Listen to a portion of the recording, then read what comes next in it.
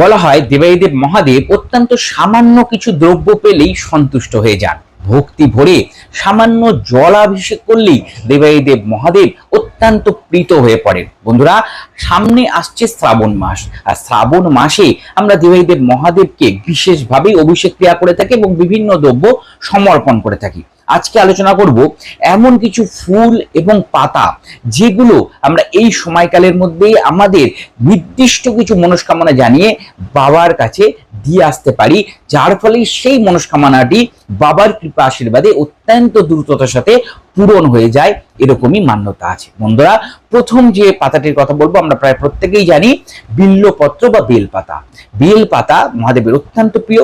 এই বেলপাতা দেবাদিদেব মহাদেবকে দিলে নির্দিষ্ট মনস্কামনা পূরণ হয় এবং তার সাথে সাথে আমাদের যে পূর্ববর্তী যে সমস্ত কর্মের ফলে পাপ হয়েছে সেই জমে থাকা পাপও নষ্ট হয়ে যায়।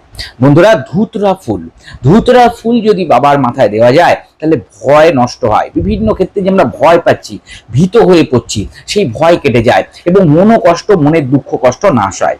বন্ধুরা, আকন্দ ফুল বা আকন্দ ফুলের মালা আমরা যদি দিয়ে আসি তাহলে রোগ নাশ হয়, শত্রু নাশ হয়, তথা হঠাৎ কোনো দুর্ঘটনার যে সমস্যা, হঠাৎ দুর্ঘটনা হয়ে যাচ্ছে, হঠাৎ কাটাছেঁড়া হয়ে যাচ্ছে, সেই সংক্রান্ত সমস্যা থেকে আপনারা বেরিয়ে আসবেন।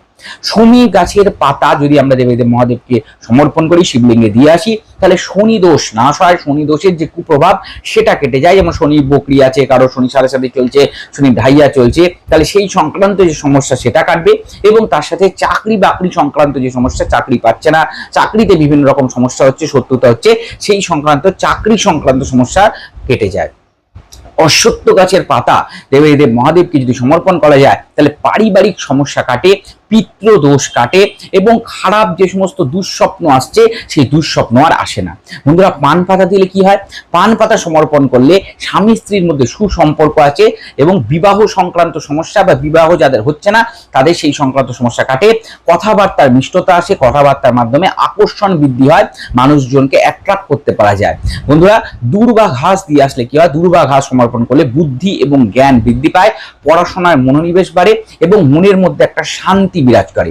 বন্ধুরা, অত্যন্ত সামান্য এই দ্রব্য ভক্তি সহকারে যদি আমরা সমর্পণ করে আসতে পারি এই সময়কালের মধ্যে, অবশ্যই দেবাদিদেব মহাদেবের বিশেষ কৃপা আশীর্বাদ আমার সকল বন্ধুরা পাবে, এই আশা আমি করি। বন্ধুরা, এই ধরনের ভিডিও যদি আপনার ভালো লেগে থাকে তাহলে চ্যানেলটিকে সাবস্ক্রাইব করে পাশে থাকা বেল বাটনটা ক্লিক করে দিন, যাতে ভিডিও নোটিফিকেশনগুলো মিস না হয়ে যায়।